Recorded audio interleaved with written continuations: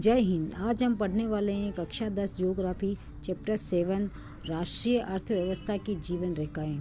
सोचो, अगर एक दिन सड़क, रेल और संचार के साधन किसी देश में रुक जाए तो क्या होगा? उस देश की अर्थव्यवस्था डगमगा जाएगी।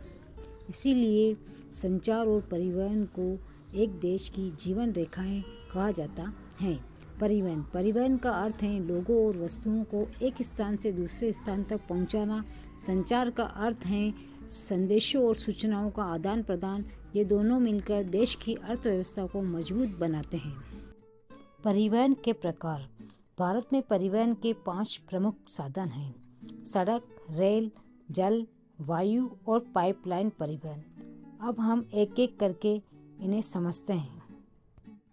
सड़क परिवहन सबसे अधिक उपयोग किया जाने वाला साधन है। यह गांवों को शहरों से जोड़ता है। कम दूरी के लिए यह बहुत उपयोगी है।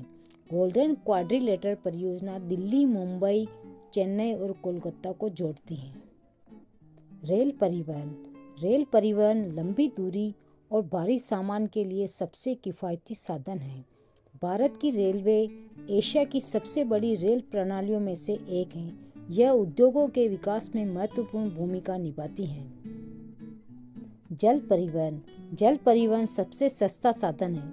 यह अंतर्राष्ट्रीय व्यापार में महत्वपूर्ण भूमिका निभाता है। भारत के प्रमुख बंदरगाह हैं मुंबई, चेन्नई और कोलकाता।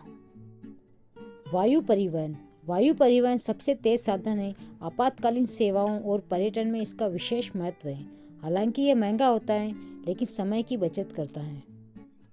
पाइपलाइन परिवहन पेट्रोलियम और गैस ले जाने के लिए उपयोगी है। यह सुरक्षित और किफ़ायती है। हजीरा, विजयपुर, जगदीशपुर पाइपलाइन इसका उदाहरण है। संचार के साधन। डाक सेवा, टेलीफोन, मोबाइल, इंटरनेट और सैटेलाइट संचार के प्रमुख साधन हैं। डिजिटल इंडिया अभियान से संचार में तेजी आई है। Revision trick. स, रे, जल, वा, पाई। स से सड़क, रे से रेल, जल से जल, वा से वायु और पाइप से पाइपलाइन। कंक्लूजन। इस प्रकार हम कह सकते हैं कि परिवहन और संचार देश की अर्थव्यवस्था की जीवन रेखाएं हैं। बोर्ड परीक्षा के लिए यह अध्याय बहुत महत्वपूर्ण है। अगर आपको वीडियो पसंद आया हो तो लाइक और सब्सक्राइब जरूर करें। Thanks for watching. Important question and answers. परिवहन को राष्ट्रीय अर्थव्यवस्था की जीवन रेखा क्यों कहा जाता है? क्योंकि यह वस्तुओं और लोगों की आवाजाही सुनिश्चित करता है और व्यापार व विकास को बढ़ावा देता है।